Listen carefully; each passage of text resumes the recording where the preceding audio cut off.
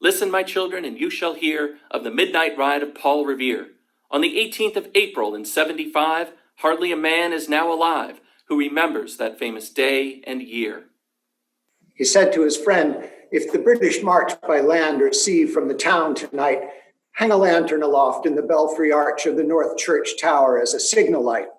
One, if by land, and two, if by sea, and I on the opposite shore will be ready to ride and spread the alarm through every Middlesex village and farm for the country folk to be up and to arm." Then he said goodnight, and with muffled oar, silently rowed to the Charlestown shore. Just as the moon rose over the bay, where swinging wide her moorings lay, the Somerset, British man of war, a phantom ship with each mast and spar across the moon like a prison's bar, and a huge black hulk that was magnified by its own reflection in the tide. Meanwhile, his friend through alley and street wanders and watches with eager ears, till in the silence around him he hears the muster of men at the barrack door, the sound of arms and the tramp of feet, and the measured tread of the grenadiers marching down to their boats on the shore.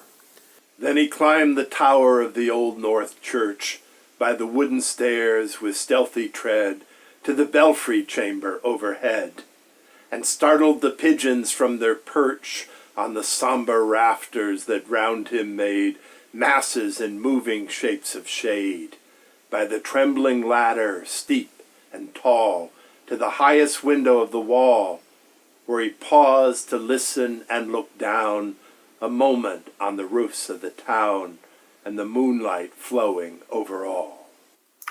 Beneath, in the churchyard, lay the dead in their night encampment on the hill, wrapped in a silence so deep and still that he could hear like a sentinel's tread the watchful night wind as it went creeping along from tent to tent, seeming to whisper, "All is well."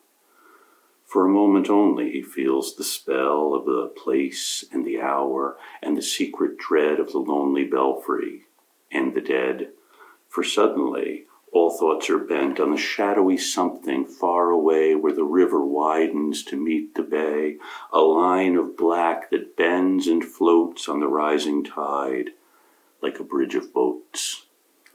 Meanwhile, impatient to mount and ride, booted and spurred with a heavy stride, on the opposite shore walked Paul Revere. Now he patted his horse's side, now he gazed at the landscape, far and near. Then impetuous he stomped the earth, and turned and tightened his saddle girth. But mostly he watched, with an eager search, the belfry tower of the Old North Church, as it rose above the graves on the hill, lonely and spectral, and somber and still. And lo, as he looks on the belfry's height, a glimmer and then a gleam of light. He springs to the saddle, the bridle he turns, but lingers and gazes, till full on his sight a second lamp in the belfry burns. A hurry of hoofs in a village street, a shape in the moonlight, a bulk in the dark, and beneath from the pebbles in passing a spark, struck out by a steed that flies fearless and fleet. That was all, and yet, through the gloom and the light, the fate of a nation was riding that night. And the spark struck out by that steed in its flight kindled the land into flame with its heat. He has left the village and mounted the steep, and beneath him, tranquil and broad and deep, is the mystic meeting the ocean's tides. And under the alder that skirts its edge, now soft on the sand, now loud on the ledge, is heard the tramp of his steed as he rides. It was 12 by the village clock when he crossed the bridge into Medford town. He heard the crowing of the cock and the barking of the farmer's dog, and felt the damp of the river fog that rises after the sun goes down. It was 1 by the village clock when he galloped into Lexington. He saw the gilded weathercock swim in the moonlight as he passed, and the meeting-house windows, black and bare, gazed at him with a spectral glare, as if they already stood aghast at the bloody work they would look upon. It was 2 by the village clock when he came to the bridge in Concord town. He heard the bleating of the flock and the twitter of birds among the trees, and felt the breath of the morning breeze blowing over the meadow brown. And one was safe and asleep in his bed, who at the bridge would be first to fall, who that day would be lying dead, pierced by a British musket ball. You know the rest in the books you have read, How the British regulars fired and fled. How the farmers gave them ball for ball from behind each fence and farmyard wall. Chasing the redcoats down the lane, then crossing the fields to emerge again. Under the trees at the turn of the road, and only pausing to fire and load. So through the night rode Paul Revere, and so through the night went his cry of alarm. To every Middlesex village and farm, a cry of defiance and not of fear.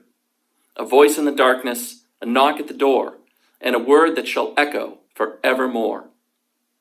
For born on the night wind of the past, through all our history, to the last, in the hour of darkness and peril and need, the people will waken and listen to hear the hurrying hoofbeats of that steed and the midnight message of Paul